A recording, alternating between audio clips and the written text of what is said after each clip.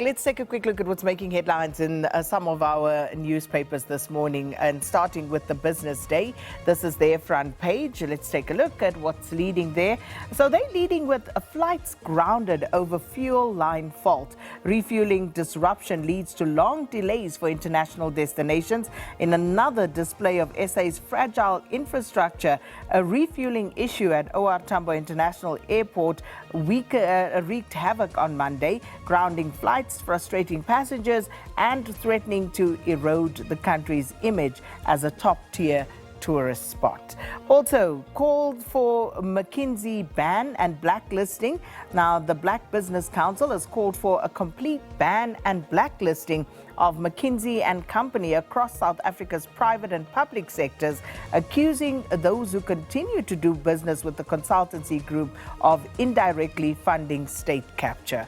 Picture there on that front page, and this is of rebel fighters in Damascus on Monday after they seized the capital and ousted Syrian President Bashar al-Assad. And also Gumete's Vision fights back over the sale of Tongaat.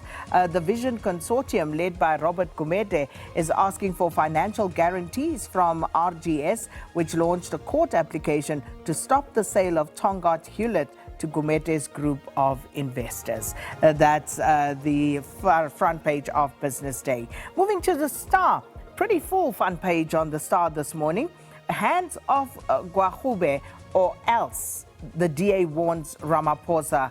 Now, tensions rise within the GNU over the Bella Act. The ongoing tensions within the South African Government of National Unity have reached boiling point, with Basic Education Minister and DA member Siviwe Guahube at the center of the storm over the controversial Basic Education Laws Amendment, or the Bella Act. Now, the two leading parties, the ANC and the DA, are again engaged in a public spat, with speculation from experts that the GNU would not last to next year. And then also on that front page at the bottom, Simelane defends Du Plessis' qualifications for NPA role. Deputy National Director of Public Prosecutions Anton Du Plessis met the requirements for the position he currently occupies. Now, this is according to former Justice and Constitutional Development Minister Thembi Simelane when she was responding to parliamentary questions from Umkhonto weSizwe Party MP Sibonelo Nomvalo.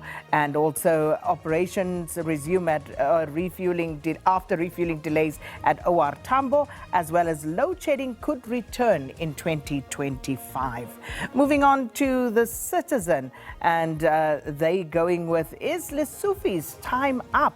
The ANC big guns are taking aim at Gauteng Premier Panyaza Lesufi, long opposed to the Government of National Unity, putting him in his place with an imminent decision to fire him and his entire provincial executive committee following the party's poor showing at the recent polls. Also Captain Fantastic, Themba Bavuma on that front page, as well as bright future ahead for SA, says Cyril, and war scars keep on hurting.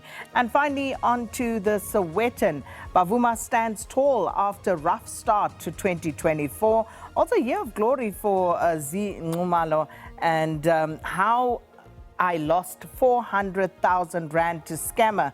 Principal among a dozen victims were sweet-talked into investing in a fake scheme, and Consumer Watchdog flagged Manana for illegal activities before last week's arrest. G20 work in SA starts with a plan to reduce debt. Ronald Lamula there, 27 billion needed to fix Joburg's ailing water infrastructure, and Gauteng gets 270 million more mobile classes. Those are the front pages of the newspapers. And don't forget, SABC News, our very own website, www.sabcnews.com, and of course our SABC app for all you need to know on the go.